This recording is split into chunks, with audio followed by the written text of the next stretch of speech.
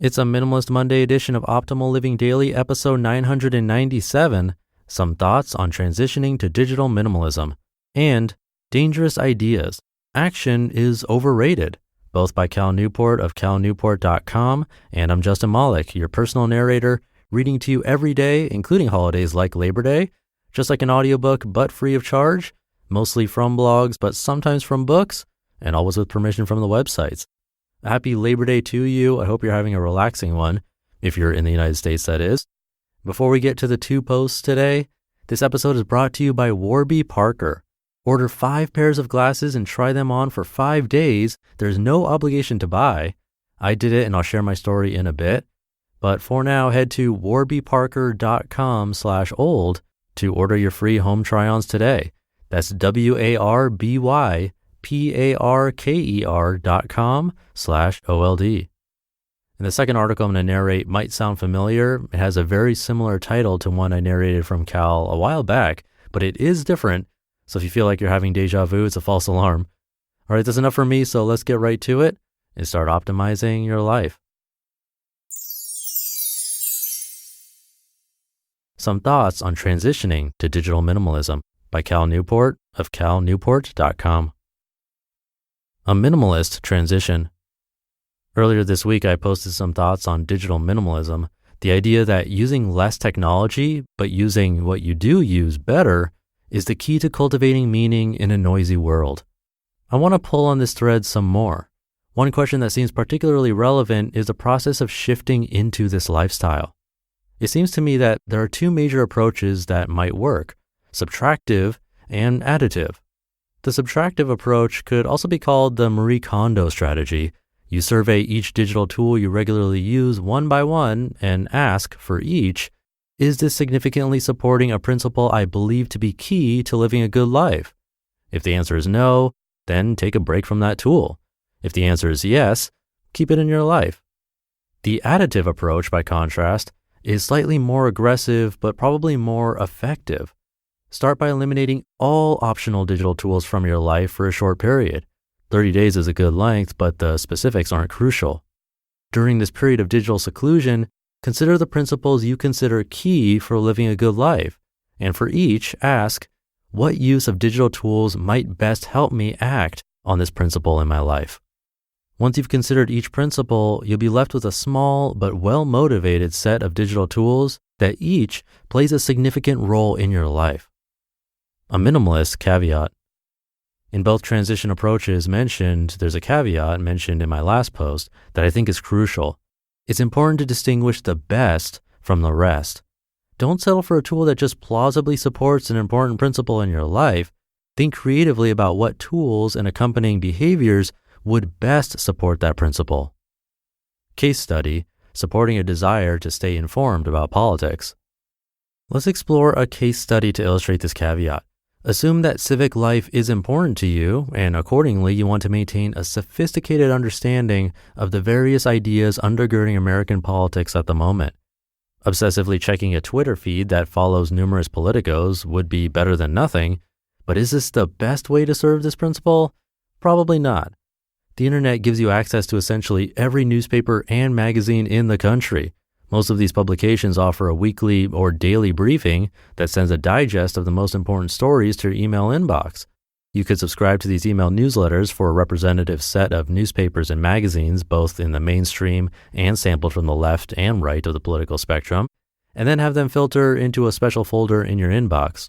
You could then indulge in a weekend ritual where you bring a tablet to a coffee shop and begin sifting through these digests, diving deeper into the articles when the headline catches your attention.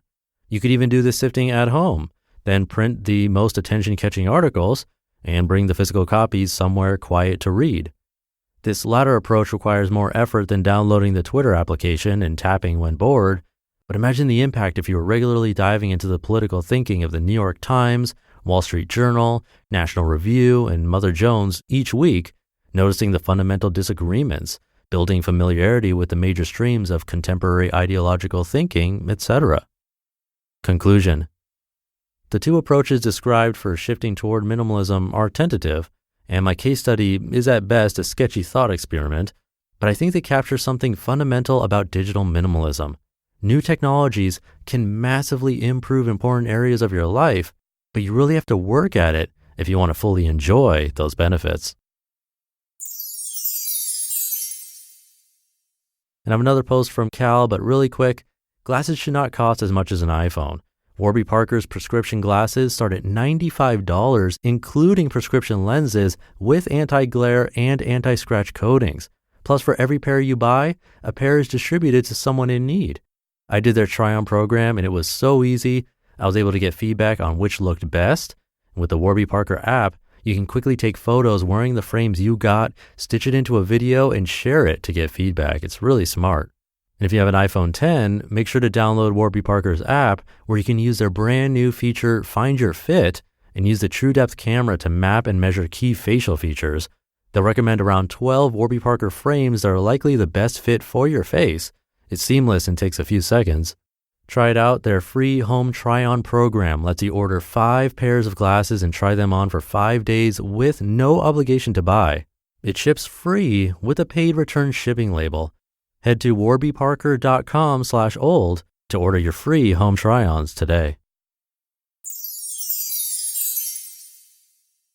Dangerous Ideas. Action is Overrated by Cal Newport of calnewport.com. The simple 6-letter word that determines success. A few weeks back, Brian Clark of Copyblogger fame posted an intriguing article on Zen habits. It was titled, Punk Rock Your Life, the simple 6-letter word that determines success. The essay got some attention, eventually earning 1,090 digs and 92 comments. I can see why. Like any timeless advice fable, it presents a simple message built around a compelling, illustrative story. Clark describes a Sex Pistols concert held in 1976 in Manchester, England. In attendance at this concert were a surprisingly large number of then unknown musicians who, inspired by the innovation on display, went on to become famous. Clark draws a clear conclusion, quote, "So what's the 6-letter word that determines success in life? Action," end quote. Is that correct? The answer, I believe, is more complicated. Beyond action. Ask yourself the following. Do you know anyone who tried to become a professional musician? Most people do. Did they succeed? Most such aspirants do not. It's a brutal business. Now ask yourself this. Did they work hard? Most likely you answered yes. So why did the failed musicians you know not succeed when the inspired Sex Pistols fans did? There are several possible answers. Luck could play a role, also talent, maybe different levels of hard work. But none of these factors alone seems to provide the full story.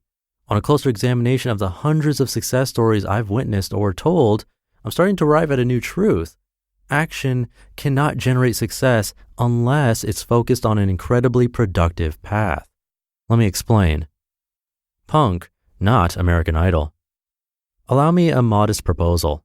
The reason those Sex Pistol fans became successful punk musicians is because they discovered a productive path on which to apply action. Here was a new type of music with the potential of making a big splash in that social context. By virtue of their age, where they lived, their political views, and their social circles, these musicians were uniquely qualified to be an early promoter of this genre that had explosive potential. All that was missing was taking the action to get there. Those that did made it big. Consider, on the other hand, if I was to watch an episode of American Idol and get inspired and proclaim, "This is great, I want to do this." Who cares? No amount of action is going to make me into a pop music star. Ditto if I wanted to become a great cage fighter or literary novelist. These paths would not be productive for my particular situation. Steve Martin knew it. On reflection, this approach of identifying a productive direction for your action is embedded in our recent discussion of the Steve Martin method. When he says, "Be so good they can't ignore you," you can substitute relevant, new, necessary, or original for good. Indeed, this is exactly what Martin did. He didn't become good at the style of comedy currently in vogue. Instead, he invented a new style so compelling that it could not be ignored. Because he was a young, smart, well-educated comedy writer during a time of great social change, he was in a perfect situation to make this happen. Applying to your life. I'm still working out some of these ideas and can't at this point distill this brainstorm into concrete advice or even provide strong definitions of key concepts like productive path. I do think, however, that something important is brewing here. I will be revisiting the concept soon. You just listened to the posts titled Some Thoughts on Transitioning to Digital Minimalism and Dangerous Ideas. Action is Overrated, both by Cal Newport of calnewport.com. All right, that's all I've got. Let's keep this ending super minimal for Minimalist Monday. Have a great start to your week, and I'll see you tomorrow where your optimal life awaits.